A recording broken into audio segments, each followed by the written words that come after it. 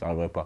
À l'origine, le Malabar, c'est un chewing-gum qui a été lancé en 1958 par l'entreprise française Créma. Tu sais, c'est l'entreprise qui fabrique ces fameux bonbons. Bon, à la base, le Malabar n'a rien de spectaculaire. C'est juste un petit rectangle rose qu'on peut découper en deux, parfait pour le partager à la récré par exemple. Et pourtant, personne n'imaginait que ce bonbon allait devenir une vraie légende, et ça pour plusieurs générations. Très vite, Malabar se démarque grâce à ses petites vignettes. On a tous connu le fameux tatouage éphémère. On s'en est tous collés partout d'ailleurs, et même sur les autres. Mais avant ça, dans chaque emballage, on y retrouvait des petites vignettes à collectionner. Le saviez-vous, incroyable mais vrai, ou encore c'est la vie. Et ce qui était cool, c'est que les enfants pouvaient les collectionner et se les échanger. Et c'est cet homme, Robert Ripley, qui a eu l'idée de mettre ça en place. D'ailleurs, les vignettes c'est la vie étaient en collaboration avec Disney. Tu te rappelles peut-être plus de lui, mais Monsieur Malabar est arrivé pour la première fois en 1969. C'est le dessinateur Jean-René Lemoyne qui a donné vie à ce bonhomme blond et musclé. Et avec le temps, ses aventures ont fini par remplacer les vignettes sous forme de BD. D'ailleurs, en 1978, la mascotte aura même le droit à une apparition dans son premier spot TV.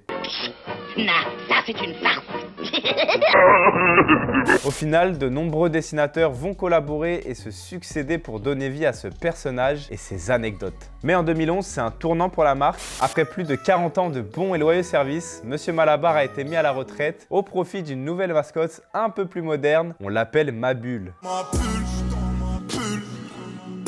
Un chat stylé, lunettes de soleil, cravate jaune, censé représenter la marque auprès des enfants d'aujourd'hui. Mais l'arrivée de Mabule n'a pas fait l'unanimité. Les internautes sont montés au créneau pour avoir le retour de Monsieur Malabar. Et on peut même voir apparaître des articles de presse avec comme titre « Mabule a assassiné Malabar ». Aujourd'hui, le chat est toujours présent et même si les campagnes publicitaires ont changé, Malabar reste un chewing-gum iconique, un symbole d'enfance, de récréation et de blagues entre amis. Un simple carré rose finalement qui a marqué des générations. Je m'en vais.